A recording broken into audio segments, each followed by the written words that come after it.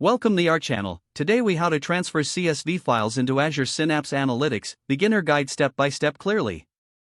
To begin transferring CSV files into Azure Synapse Analytics, start by accessing your Azure portal. Log in with your credentials. Navigate to the Azure Synapse Analytics workspace you've created. Next, select the Integrate option from the left-hand menu. In the Integration section, click on Linked Services. Select the option to add a new linked service. Choose blob storage or data lake storage based on where your CSV files are stored. Configure the linked service by entering your storage account details. Make sure to test the connection to ensure it's working properly. Next, go back to the home screen of your Synapse workspace. Select the Data tab on the left side. Click on Add to import new data. Choose CSV as the file format for your import. Now, select the linked service you've just created. Specify the path to your CSV files within the storage account. Adjust the file format settings as necessary, such as specifying delimiters and text qualifiers. After confirming the settings, proceed to the next step by clicking Continue. In this step, you can choose to preview the data to ensure it looks correct.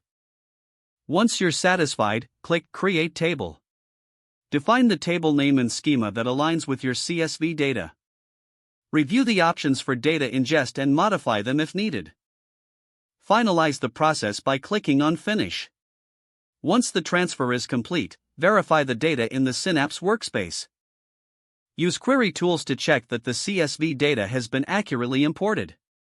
Congratulations, you have successfully transferred CSV files into Azure Synapse Analytics. If the page does not load, refresh the browser or try again in a private or incognito window. Make sure you are using the correct email address, then retype it carefully to avoid small typos. If your password is not accepted, use the Reset option and create a new strong password you can remember. Check your spam folder for verification or security emails, then complete any requested confirmation steps. Enable two-factor authentication if available to improve account security and reduce unauthorized access risk. After signing in, review your profile details so your contact information and settings are accurate and current. If you see an error message, note it down and try again after restarting your device and internet connection. Don't forget to like this video and subscribe to our channel for more step-by-step tech guides.